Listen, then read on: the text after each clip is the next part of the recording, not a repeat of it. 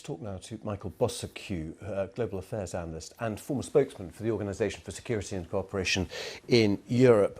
I mean, the audacity of this is quite breathtaking. But, I mean, we are talking, are we not, about effectively a state hijacking? Yeah, it's hard to find the words, Tim. Air piracy, hijacking.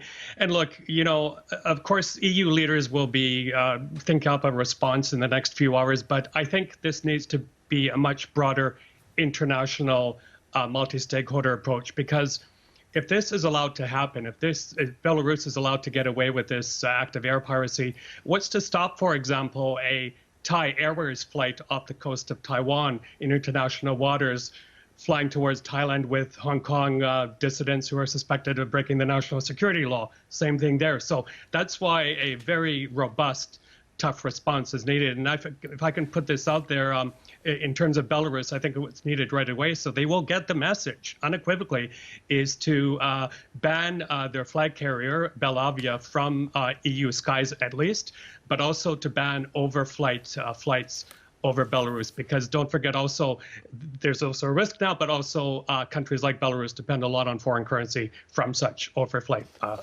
Just looking though at what else can be done. Anthony Blinken, US Secretary of State, put out a statement calling for a meeting of the Council of the International Civil Aviation Organization. Now, what can they do? What are the laws which would make anything different? And would they be offering advice to other pilots, perhaps, about how to react in a situation like this?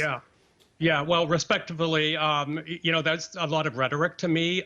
This is a body, ICAO, that acts very slowly, IATA as well. We saw that after MH17 and also after the downing of PS752 over Tehran last year, is that the skies are no safer now than they were back then. So one thing that can be done immediately, I spent coincidentally a whole day today with a major airline pilot, and they don't have clear instructions of what to do in cases like this. They have to act in a very split-second manner. So it's very important for airlines as well to give instructions to their crew on what should be done.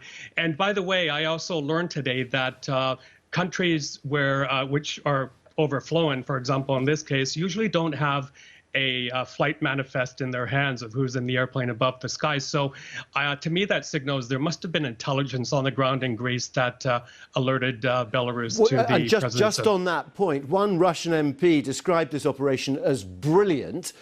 Do you detect the hand of the FSB or other Russian intelligence agencies in this?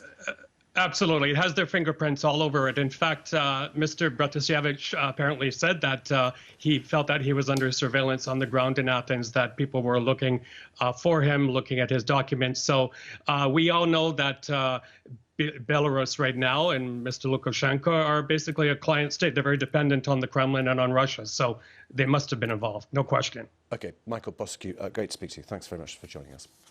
And we will be looking more on the fallout, actually, from this story and background on who the detained activist Roman Protasevich is from our correspondent in the region a little later on in the programme.